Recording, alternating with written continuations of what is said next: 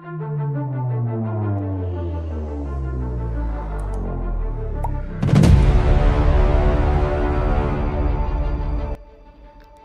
का वो इलाका जिसके नाम से ही डरते हैं रूस और अमेरिका, ये जगह आखिर इतनी भयानक क्यों है?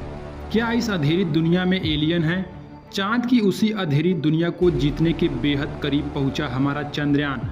दोस्तों, जिस दिन से हमारा चंद्रयान 3 मिशन लॉन्च हुआ है, तभी से एक बात हम सभी बार बार सुनते आ रहे हैं कि चंद्रयान 3 चांद के उस इलाके में लैंड करने जा रहा है जहां आज तक दुनिया की कोई भी स्पेस एजेंसी नहीं पहुंच पाई।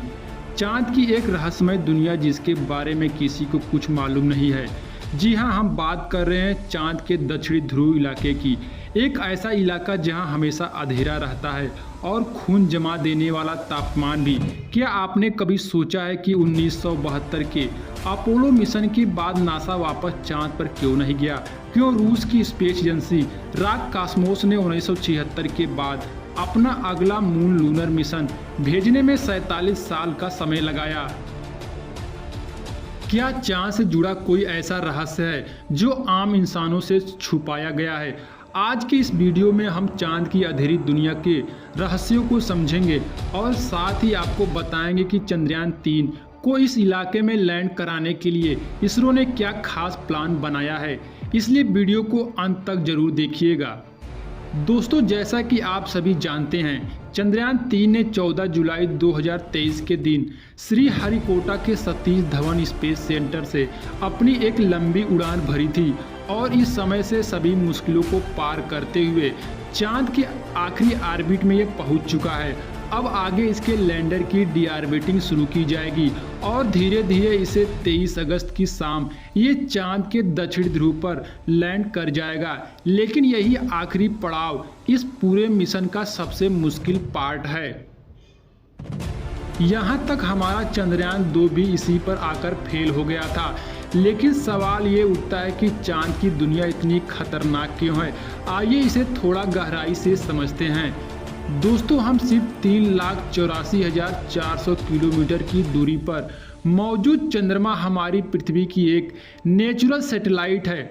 धरती से देखने पर यह भले ही हमें गोल नज़र आता हो, लेकिन हकीकत में ये भी पृथ्वी की तरह थोड़ा अंडाकार है। चांद का वायु मंडल बहुत ज़्यादा पतला है और ये आर्गन, सोडियम और पोटेशियम से मिलकर बना है।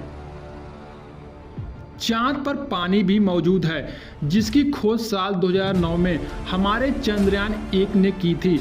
लेकिन यह पानी पृथ्वी की तरह लिक्विड फॉर्म में नहीं है, बल्कि चांद पर यह बर्फ के छोटे छोटे टुकड़ों में मौजूद है। आपको शायद इस बात पर यकीन ना हो, लेकिन चांद हमारी नींद पर भी खास असर डालता है और ये बात एक रिसर्च में साबित हो चुकी है। दरअसल आज से 10 साल पहले स्विट्जरलैंड के बेसल विश्वविद्यालय में ये खोज की गई थी। अमावस की रात लोग ज़्यादा गहरी नींद सोते हैं, जबकि पूर्णिमा की रात उन्हें नींद नहीं आती। अब इसकी वजह क्या है? ये सवाल अभी भी वैज्ञानिकों के लिए एक रहस्य बना हुआ है। आपने बहुत बार ये सुना होगा कि चांद पर बड़े बड़े गड्ढे मौजूद हैं, लेकिन इन सभी में सबसे ज़्यादा बड़े और गहरे गड्ढे चांद के दक्षिणी ध्रुव पर हैं। साथ ही इस इलाके में गड्ढे की गिनती भी सबसे ज़्यादा है। आप ये जानकर हैरान हो जाएंगे कि चांद के दक्षिणी ध्रुव पर एटकिन बेसिन नाम का एक गड्ढा है, जो चंद्रमा का सबसे बड़ा गड्ढा है। गड्ढे का व्यास 2500 किलोमीटर और गहराई 8 किलोमीटर है। यानी इसके अंदर एक के ऊपर एक 110 कुतुब मीनार खड़ी हो सकती हैं। और ये सिर्फ चांद नहीं, बल्कि हमारे पूरे सोलर सिस्टम का सबसे बड़ा गड्ढा है। दोस्तों, चांद की दक्षिणी ध्रुव ऐसे ही खतरनाक गड्ढों से भरी हुई है। इन गहरे कुओं में करोड़ों साल से सूरज की एक किरण तक नहीं गई। ऐसे में कोई नहीं जानता यहाँ कौन से रहस्य छुपे हुए हैं। वैज्ञानिकों के अनुमान है कि चांद के इन गड्ढों के नीचे बेशुमार पानी छुपा हो सकता है, या फिर हो सकता है कि यहाँ हमें कुछ ऐसा मिल जाए जिससे यह पता चले कि दूसरे प्राकृतिक संसाधन जैसे सोडियम, मरकरी, मीथेन और अमोनिया वगैरह का खजाना यही है। लेकिन ये सिर्फ अनुमान है और उसके बारे में निश्चित रूप से कुछ नहीं कहा जा सकता। यही वजह है कि हमारे इसरो के वैज्ञानिकों ने अपने चंद्रयान-3 को चांद के इस खतरनाक इलाके में भेजने का रिस्क उठाया है। लेकिन सवाल ये उठता है कि रूस और अमेरिका तो आज से करीब 50 साल पहले ही चांद पर पहुंच गए थे, फिर उन्होंने चांद के इस इलाके को खोजने में दिलचस्पी क्यों नहीं दिखाई? क्या इसके पीछे कोई ऐसी वजह है जो हमसे छुपाई गई है? असल में दोस्तों, इस विषय पर दुनिया भर में कई कॉन्स्पिरेसी थ्योरी मौजूद है, जिसमें कुछ थ्योरी को खुद नासा के एस्ट्रोनॉट ने जन्म दिया है। 1969 से 1972 के बीच अपने अपोलो प्रोग्राम के तहत नासा ने कुल 12 एस्ट्रोनॉट वैज्ञानिकों को चांद पर भेजा था और उनमें से कई एस्ट्रोनॉट चांद की इस अंधेरी दुनिया के बारे में हैरत अंगेज खुलासा कर चुके हैं। कुछ ने तो चांद पर एलियंस के मौजूद होने की भी बात कही थी और कुछ लोग कहते हैं कि नासा सन 1972 के बाद अब तक इसलिए कोई मून मिशन नहीं भेजा क्योंकि उसको चांद की दुनिया के या गहरे राज पता चल गए थे। हालांकि नासा की तरफ से इसकी वजह दी गई कि चांद पर ऐसा कुछ नहीं है जिसकी खोज की जाए, इसलिए वो अब इस मिशन पर और ज़्यादा पैसा बर्बाद नहीं करना चाहता। खैर, सच क्या है ये हमें आज नहीं तो कल पता चल जाएगा।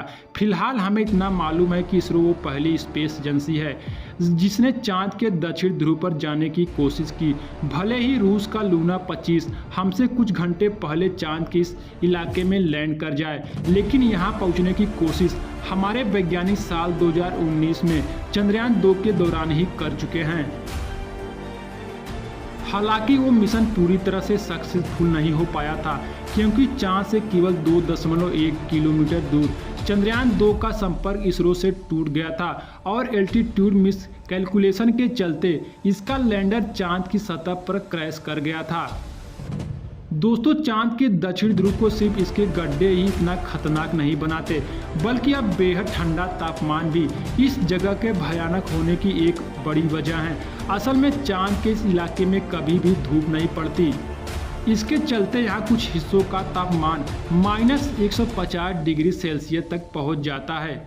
इतनी ज़्यादा ठंड हम इंसानों के सर्वाइव करना तो दूर की बात, यहाँ भेजे जाने वाले लैंडर और रोवर का काम करना भी हद से ज़्यादा मुश्किल बना देते हैं। यही वजह है कि इसरो से पहले कोई भी स्पेस एजेंसी चांद के इस इलाके में अपना मिशन भेजने की हिम्मत भी नहीं कर पाई।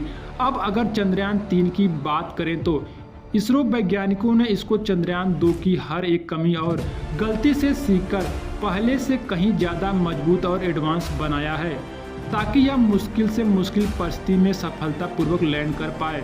उदाहरण के लिए पिछली बार चंद्रयान-2 के लैंडर में 5 थ्रस्टर लगाए गए थे, लेकिन इस बार लैंडर के बैलेंस को ध्यान में रखते हुए इसके अंदर 4 और भी ज़्यादा पावरफुल थ्रस्टर इंस्टॉल किए गए हैं। साथ ही इस बार विक्रम लैंडर के लेग्स को भी पहले से ज़्यादा बड़ी और मजबूत बनाया गया है और इसकी फ्यूल कैपेसिटी भी चंद्रयान-2 से ज़्यादा है ताकि इसकी ज़रूरत पड़ने पर इसका इस्तेमाल किया जा सके। और सबसे ज़रूरी चीज़ कि इस बार चंद्रयान-3 कैलेंडर में लगा onboard computer system landing site को एनालाइज करने के लिए तस्वीरों की जगह लाइव वीडियो का इस्तेमाल करेगा और इसको ये वीडियो पहुंचाने का काम करेंगे लैंडर ओरिजेंटल वेलोसिटी कैमरा यानी LHVC। इसके अलावा चंद्रयान-3 में वैज्ञानिकों ने सभी तरह के सेंसर की संख्या भी पहले से ज़्यादा रखी है ताकि कोई सेंसर अगर किसी वजह से फेल भी हो जाए तो उसकी जगह दूसरे का इस्तेमाल किया जा सके। साथियों, कहावत है ना कि दूध का जला छाछ भी फूंक फूंक कर पीता है, बस इसरो का हाल वैसा ही है। इस बार वैज्ञानिकों ने अपनी तरफ से किसी भी तरह की कोई कमी नहीं होने की गुंजाइश छोड़ी है और हर एक इक्विपमेंट को सर्दी गर्मी और हर तरह के हालातों में टेस्ट करने के बाद ही चंद्रयान-3 में लगाया गया है। यहाँ तक कि वैज्ञानिकों ने उबड़ खाबड़ जगहों पर इसकी लैंडिंग का भी कई बार टेस्ट किया है। इन सब चीज़ों को देखते हुए यह कहना पूरी तरह से सेफ होगा कि 23 अगस्त के दिन चांद को करीब 5:47 पर हमारा चंद्रयान-3 सफलतापूर्वक लैंड कर जाएगा, जैसा कि इसरो का प्लान है। वैसे दोस्तों, आपको क्या लगता है इस बार इसरो अपने मिशन में कामयाब होगा या नहीं? अपना जवाब हमें कमेंट के माध्यम से जरूर शेयर कीजिएगा। बाकी हमारी आज की इस वीडियो में बस इतना ही। वीडियो अच्छी लगी हो तो इसे लाइक शेयर जरूर करना और अगर आप चैनल पर नए हैं तो चैनल को जरूर सब्सक्राइब करें।